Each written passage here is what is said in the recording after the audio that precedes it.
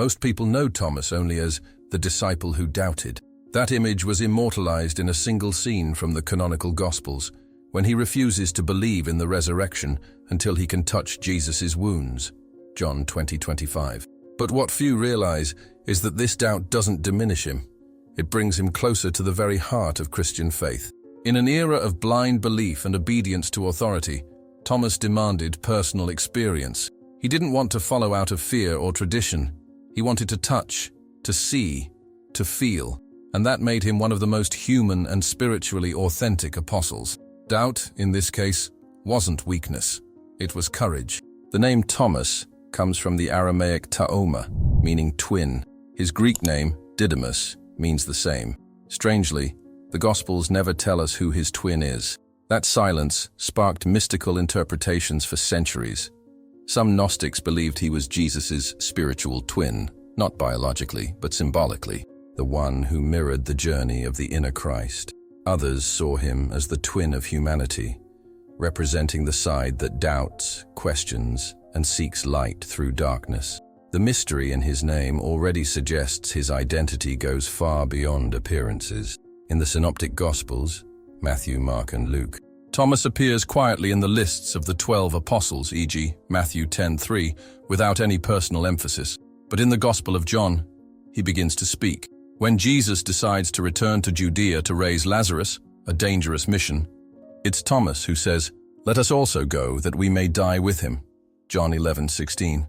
That phrase, often overlooked, reveals his loyalty and his willingness to sacrifice. It completely contradicts the image of a fearful disciple. Thomas was, above all, someone ready to give his life for his faith, as long as that faith was real. But it's in his most famous scene that his role takes on a deeper symbolic meaning. After the resurrection, Thomas refuses to believe the testimony of the other disciples. He declares, "Unless I see the mark of the nails in his hands and put my finger into the mark, I will not believe." John 20:25. 8 days later, Jesus appears and invites him to touch the wounds. Thomas then exclaims, "My Lord and my God." John 20:28. It is the most profound declaration of faith in all the Gospels, and it comes from the one called a doubter. The Gospel concludes with Jesus saying, "Blessed are those who have not seen and yet have believed." John 20:29. But it is because of Thomas's doubt that such a blessing is needed in the first place. That scene has been interpreted in many ways throughout history. To some, Thomas represents the modern rationalist, the one who needs evidence. To others, he is the mystic who longs for direct contact with the divine. In the 6th century, theologian Gregory the Great said, "It was more advantageous to our faith that Thomas doubted than that the other disciples believed, for through his touch, he became a witness to the resurrection." Thomas's doubt isn't a character flaw. It's the spiritual process of someone who refuses to settle for words and seeks the sacred through lived experience. The Gospel of Thomas, an apocryphal text discovered at Nag Hammadi in 1945 and dated to the 2nd century CE, offers a completely different portrait of the apostle. Here, he isn't the doubter.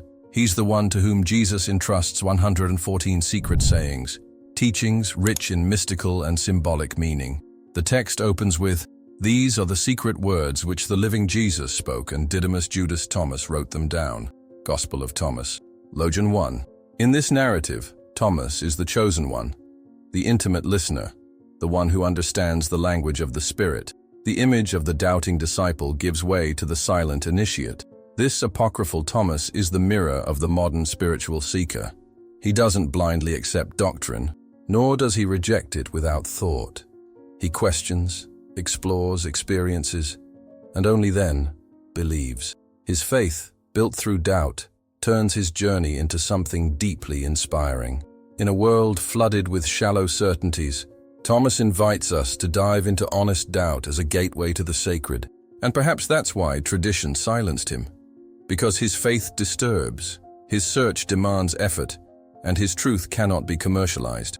Maybe you've never seen Thomas this way. Maybe you've never identified with a disciple who doubted, who touched, who needed to feel before believing. But deep down, how many times have you wanted to see with your own eyes before accepting a truth? How many times has your faith been tested by uncertainty? If that resonated with you, it's because there's a little bit of Thomas within you. And if that's true, then this journey is yours too. Share this feeling with someone who needs to hear it. And if something inside you awakened, don't ignore it. Subscribe. Your search is just beginning. In 1945, in the Egyptian desert of Nag Hammadi, a farmer discovered a sealed clay jar. Inside were ancient codices written in Coptic, among them the Gospel of Thomas, one of the most powerful texts ever uncovered outside the New Testament. Unlike the canonical Gospels, it doesn't recount miracles, crucifixion, or resurrection. Instead, it contains 114 sayings attributed to Jesus, rich in symbolic and philosophical depth. Here, the goal isn't to worship Jesus, it's to awaken the divine spark within every human being. This is the inner Christ, and Thomas is the disciple who recognizes it. Right in the first logion, the tone of the gospel is set. Whoever finds the meaning of these words will not taste death. Gospel of Thomas, Logion 1. The phrase isn't metaphorical, it's a direct call to illumination.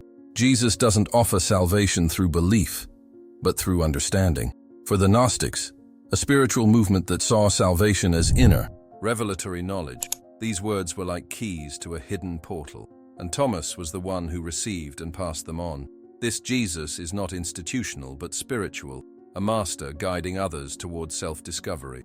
In another saying, Jesus declares, "If what is within you is not within you, what is within you will destroy you." Logion 70. At first glance, this sounds cryptic, but it reveals a core Gnostic truth. The kingdom of God is within us. It's not in temples, books, or leaders.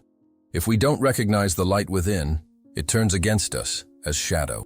For Thomas, the true gospel isn't imposed from the outside. It's born from within, in the soul of the seeker who dares to question. One of the most controversial, and often censored in sayings, is Logion 114.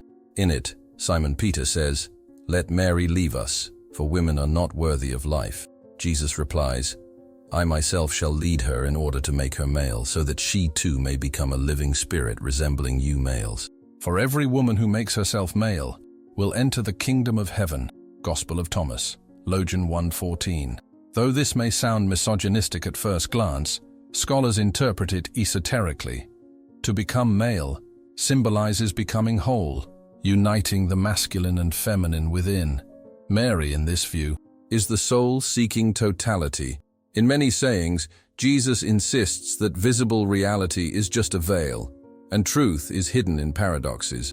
When you make the two one, then you will enter the kingdom. Logion 22.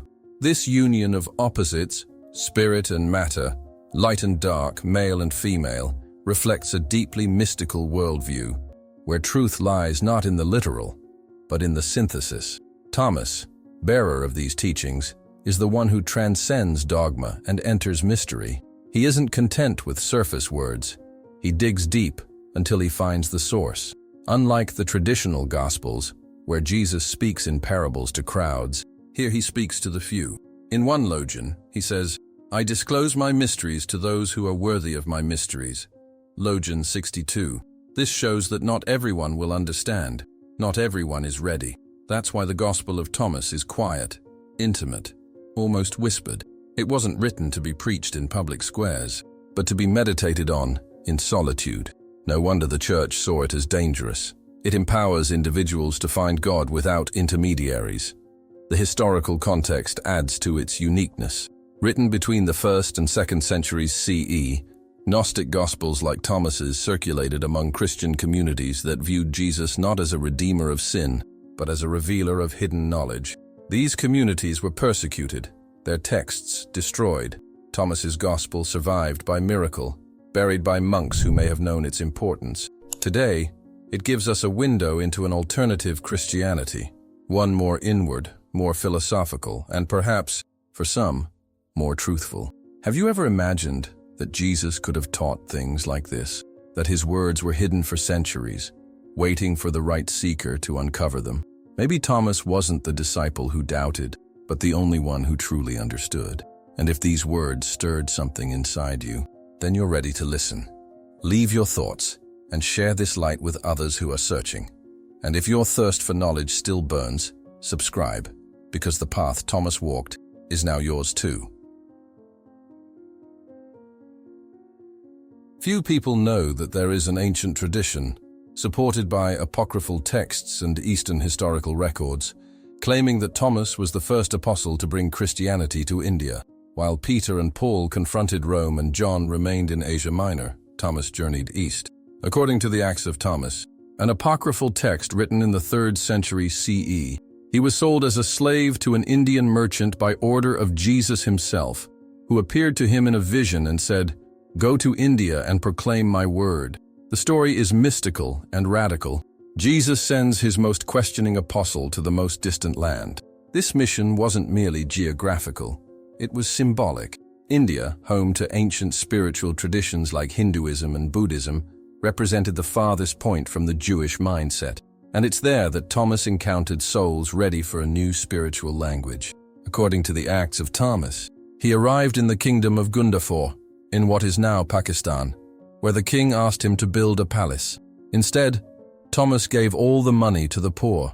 When the king found out, he was furious, but later dreamed of a glorious palace in heaven built from his alms, and he converted.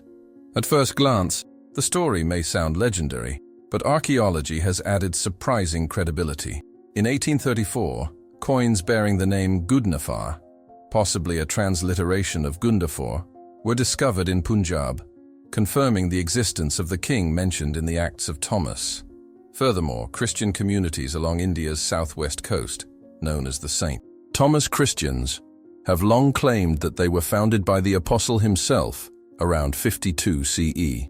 This oral tradition remained alive even after the Portuguese arrived in the 16th century and found churches, liturgies, and Christian crosses that long predated colonial presence. Thomas's mission in India wasn't one of conquest, it was one of dialogue. He didn't destroy local symbols, he spoke through them. Rather than imposing a foreign god, he revealed Christ as the presence already dwelling within each soul.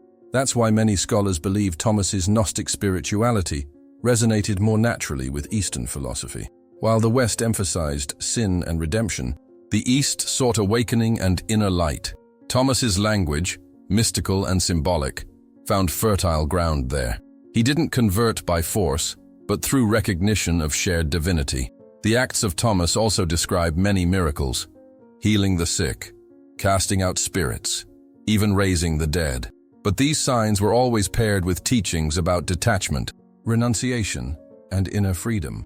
In one striking episode, he converts a bride and groom on their wedding night, leading them to choose celibacy and a spiritual path. This moment, characteristic of Gnostic literature, elevates the transcendence of worldly desires and the pursuit of a higher union. For Thomas, the true marriage was between the soul and the light. His mission ends in both tragedy and glory. Thomas was killed by spears while praying in a cave near Mylapore, in present-day Chennai, southern India.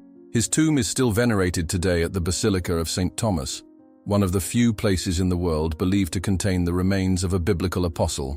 The church, built by Portuguese missionaries in the 16th century atop an older sanctuary, holds one of the most silent and forgotten legacies of early Christianity, the solitary journey of an apostle who dared to cross both physical and spiritual frontiers.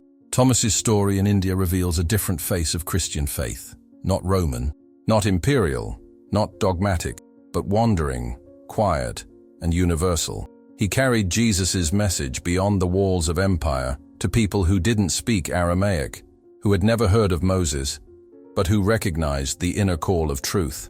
His mission is more than history, it's prophecy. It speaks of a Christianity that doesn't divide, but unites, that doesn't impose, but reveals.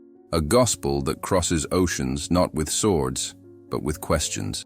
If you've never heard of Thomas in India, don't blame yourself. This part of the story was silenced for centuries. But now that you know, maybe you understand why he's called the twin, because there's a hidden Thomas in each of us, ready to leave the center of empire and seek the sacred where no one expects it. And if that stirred something inside you, let it overflow. Share what touched you in the comments, and subscribe, because the next revelation might be as far as India, or as close as your own heart. To truly understand Thomas, we must see him not just as a historical apostle, but as a spiritual symbol. In the Gnostic universe, Thomas represents the soul in search of forgotten light. The Gnostics, a group of early Christians later labeled heretical by the institutional church, saw the material world as an illusion, a prison built by lesser forces. True salvation, they said, didn't come through rituals, but through secret knowledge, gnosis, that awakens the spirit trapped within the body. And Thomas, the one who doubts, who questions, who listens in silence, was the ideal model of that seeker. The Gospel of Thomas, with its 114 logions, is a guide to that awakening. In this gospel, Jesus does not die to save. He teaches to liberate. Thomas is not portrayed as a mere disciple, but as the spiritual twin of Jesus, the one who mirrors the inner truth of the Christ. This idea also appears in other Gnostic texts, like the Gospel of Philip, which says, "The Lord loved Mary more than the other disciples, and he loved her as a brother loves his sister." Here, spiritual love and inner revelation are central. Thomas and Mary, then, are not just followers, they are living mirrors of gnosis. In Gnostic thought, the world is not the soul's home. The soul has fallen, trapped in matter, cut off from its divine origin. The mission of Jesus, and therefore of Thomas, was to remind the soul of who it truly is. In one of the most mysterious sayings in the Gospel of Thomas, Jesus says, "Know what is in front of your face, and what is hidden from you will be revealed." Logion 5. Knowledge is not external, it is rediscovery. Gnosis is a spiritual memory, and Thomas, with his thirst for understanding, represents the moment when the soul awakens from cosmic amnesia. But this path of knowledge is not easy. It is lonely, challenging, filled with uncomfortable questions.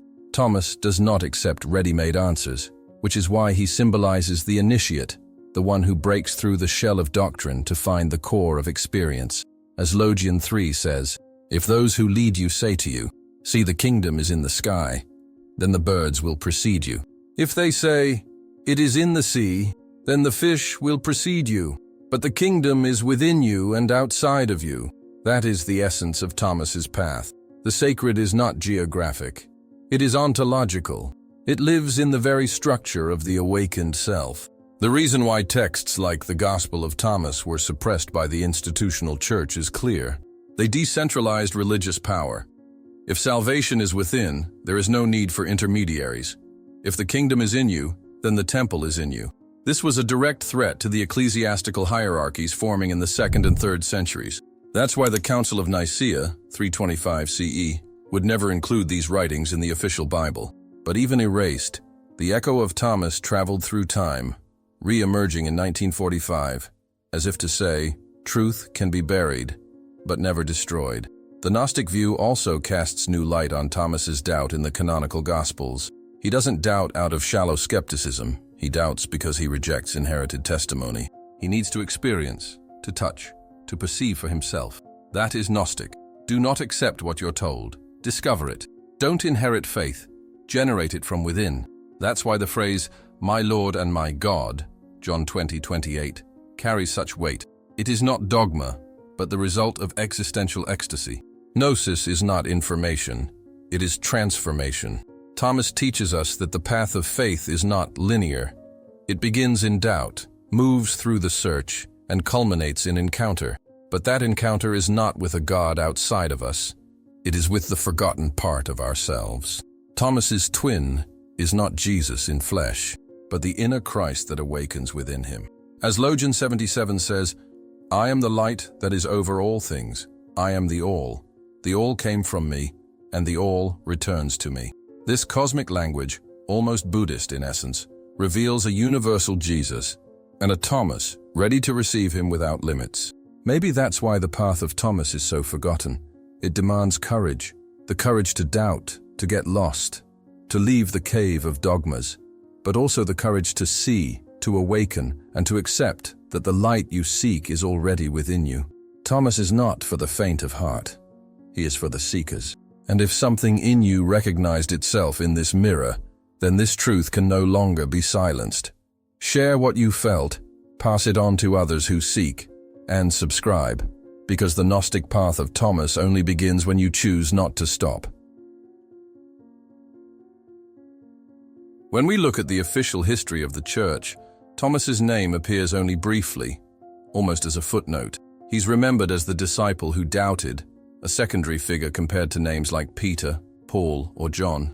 But that obscurity is no accident.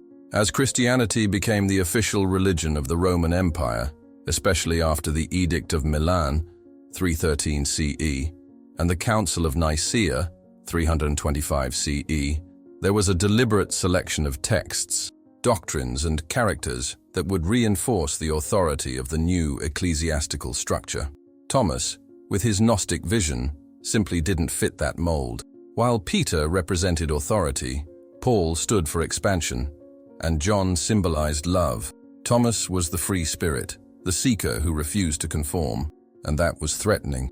The early church leaders needed a version of Christianity that was unifying, easy to replicate, and above all, controllable. A mystical, inward gospel based on individual revelation was too dangerous. Texts like the Gospel of Thomas, the Acts of Thomas, and other Gnostic writings were labeled heresy, and with them, Thomas himself was pushed to the margins of history. The process of exclusion was systematic. In the 4th century, Athanasius, Bishop of Alexandria, published the first official list of the 27 books that would make up the New Testament, and the Gospel of Thomas was not included. Instead, the Gospel of John, which contains mystical elements but had been carefully filtered, was chosen. Thomas, who taught a path with no need for priests, churches, or dogma, posed a real threat to the developing hierarchy. That's why he only appears in a single dramatic scene, doubting, and is never mentioned again in the canonical Gospels after his declaration of faith, John 20:28. The silencing of Thomas wasn't just textual, it was theological. Church doctrine began to glorify blind faith, submission, and obedience as central virtues. Doubt, which for Thomas was the first step toward enlightenment, came to be viewed as sin. Direct experience of the divine, once the goal of gnosis, was replaced by sacraments administered only by clergy. In this new order, there was no room for an apostle who taught people to find God within themselves. The silent cry of gnosis was drowned out by the sound of cathedrals, and yet, not all communities accepted this imposed version of faith. The St. Thomas Christians of India preserved a parallel tradition, keeping alive the memory of the Gnostic apostle. Even under colonization and Roman pressure, they maintained their liturgies, independence, and reverence for Thomas as their spiritual founder. In these circles, Thomas wasn't the doubter. He was the one who believed so deeply that he broke away from everything false. For them, Thomas was the one who didn't fear being wrong, as long as he was wrong in search of truth. The Gnostic Gospels, rediscovered in Nag Hammadi in 1945, brought back to light what had been buried for nearly 2,000 years. With them, Thomas's name returned in full force. Scholars, theologians, and spiritual seekers began to ask, why was this gospel, possibly older than the canonical ones, left out? Why was the disciple who received Jesus' secret teachings ignored for so long? The answer is painful, but necessary. Because Thomas was dangerous to power, but liberating to the soul. Thomas's story reveals an uncomfortable truth. Not everything that was excluded is false, and not everything that was included is pure. Institutional Christianity shaped its narrative around human interests, political, theological, and administrative. But the spiritual truth of Thomas survived, and today, with access to the original texts, we can recover his voice, his journey, and his message, and in doing so, we uncover not just a forgotten apostle, but a mirror for all who seek truth beyond the structures. If something stirred in you as you learned that Thomas's story was erased so others could shine, then you're on the right path. The journey of the soul often begins with confronting the lies we were told as eternal truths, and in that confrontation, we awaken. Share this feeling, write what echoed within you, and subscribe, not out of obedience but out of freedom. Because to follow Thomas is to choose the search, not conformity. From the very first records, Thomas is presented with an intriguing duality. His Aramaic name, Taoma, means twin, and his Greek equivalent, Didymus, does too. Yet the Bible never tells us whose twin he is. That intentional silence raises a fundamental question. Who is the other? According to many Gnostic texts, the answer lies in Christ himself. Thomas is not Jesus' biological twin, but his spiritual twin, the one who reflects divinity not by birth, but by awakened consciousness. As if Jesus were saying, "What is in me is also in you." This concept appears powerfully in the Gospel of Thomas itself. In Logion 108, Jesus says, "Whoever drinks from my mouth will become like me. I myself shall become that person, and the hidden things will be revealed to them." This is more than a promise of similarity. It is a fusion of identities. The disciple becomes like the master by absorbing his living wisdom. That's the essence of Gnosis. Not worshipping Jesus as an external figure, but recognizing the Christ as an inner presence. And if Thomas is the twin, it's because he was the first to see that truth without intermediaries. The Gnostic tradition reinforces this symmetry. In the Apocryphal of John, one of the core texts from Nag Hammadi, the pre-existent Christ is described as an emanation of the light, coming into the world to awaken those who had forgotten their divine origin. Jesus' mission is not to be worshipped, but to wake the sleeping, to help them realize they too are children of the light. Thomas, as the twin, is not beneath him. He is the one who mirrors spiritual wholeness. He doesn't follow, he awakens. The idea of the twin also holds deep meaning in spiritual psychology. On the path of self-discovery, every person confronts their double, the part of themselves that is forgotten, repressed, or unrecognized. Carl Jung called this the shadow, but in the Gnostic context, Christ can be seen as the higher self, the redeemed image of the soul. Thomas would be the disciple who had the courage to look into that mirror and not turn away. While others saw Jesus as teacher, Thomas saw the reflection of himself, and that's why he was worthy of receiving the secret sayings. This duality also mirrors the tension between the canonical Thomas and the apocryphal one. In one, he doubts. In the other, he understands. In one, he touches Christ's body. In the other, he receives the mysteries of the Spirit. It's as if they are two sides of the same journey. Faith that begins in the physical, but ends in the light. The twin is not just of Jesus, it's of us. Thomas shows that every human being carries a divine spark that mirrors the Christ, but only those who truly seek become aware of it. This idea echoes through other spiritual traditions. In Hinduism, the Atman, the individual soul, is ultimately identical to Brahman, the all. In Islamic Sufism, the seeker dissolves their ego into the beloved divine. In Buddhism, the Buddha is not a god to be worshipped, but a nature to be realized within. The Gnostic Thomas fits this universal lineage. He represents awakened humanity, recognizing itself as an expression of the source. He is the other self of Jesus, and by extension, the other self of each of us. This perspective, for centuries, Thomas was remembered only as the one who doubted. His name became a synonym for skepticism, his story reduced to a single scene. But now, with the re-emergence of Gnostic texts and the spiritual opening of a new era, he returns with a new face, or perhaps with his true one. Thomas is more than a disciple. He is an archetype, a mirror, a hidden key within the structure of Christianity. His voice rises again, not by chance, but because millions of souls today are ready to understand what he truly represents. Faith, born from awakened consciousness.